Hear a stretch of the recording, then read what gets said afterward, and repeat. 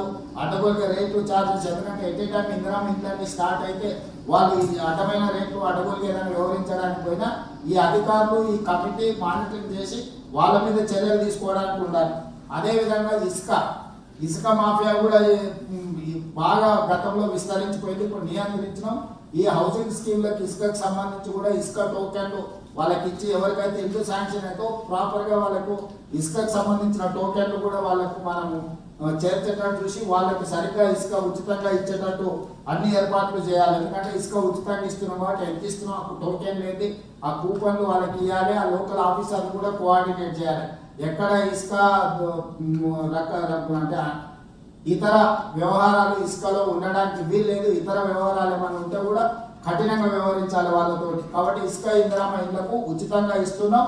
అది మెటిక్యులస్గా తహసీల్దార్లు కానీ ఎంపీడీఓలు కానీ ఈ సిస్టంలో ఉన్న హౌసింగ్ డిపార్ట్మెంట్ వాళ్ళు ప్రతి వాడికి ఇసుకను అందుబాటులోకి తీసుకొచ్చే విధంగా మీరు చర్యలు తీసుకోవాలి.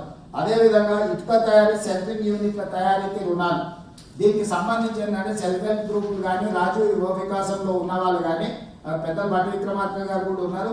ఈ స్కీమ్లో వాళ్ళకు లోన్లు బ్యాంకులతో లింకేజ్ కానీ ఇవి కానీ మెప్మా కానీ సెర్ప్ కానీ ఇస్తే ఏమైందంటే ఇందిరా మహిళా శక్తి వికాసం కానీ రాజీవ్ యువ వికాసంలో ఈ ఇటుక తయారీ సెంట్రింగ్ యూనిట్లకు రుణాలు ఇప్పిస్తే ఈ మండలాలలో ఈ స్కీమ్ని ఇంప్లిమెంట్ చేయడానికి బాగా తయారు చేసుకోవడానికి కూడా ఉంటాయి.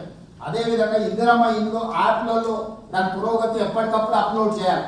మీరు ఆ యాప్లో సరిగ్గా అప్లోడ్ చేయకుండా దాన్ని ఇదే చేస్తే సాంకేతికపరమైన సమస్య వస్తే ఇబ్బంది అవుతుంది. దాన్ని ఏ స్టేజ్లో ఆ స్టేజ్లో అప్లోడ్ చేయాల్సిందే. మీరు నెగ్లెక్ట్ చేసి ఒక స్టేజ్ పోయినాక ఒకటి కొత్తది పెట్టడానికి పోతే కొన్ని సమస్యలు వస్తే కొన్ని దగ్గర ఆల్రెడీ ఇల్లు వస్తుంది అనుకోని లిస్ట్లో తీసుకొని వాళ్ళు పునాదులు వేసుకున్నారు. ఇప్పుడు మీరు యాప్ ఫోటో తీస్తే ఆ పునాది వేసిన దాన్ని ఫోటో తీస్తే మేము తీసుకోమని అంటున్నారు. ఇట్లాంటి చిన్న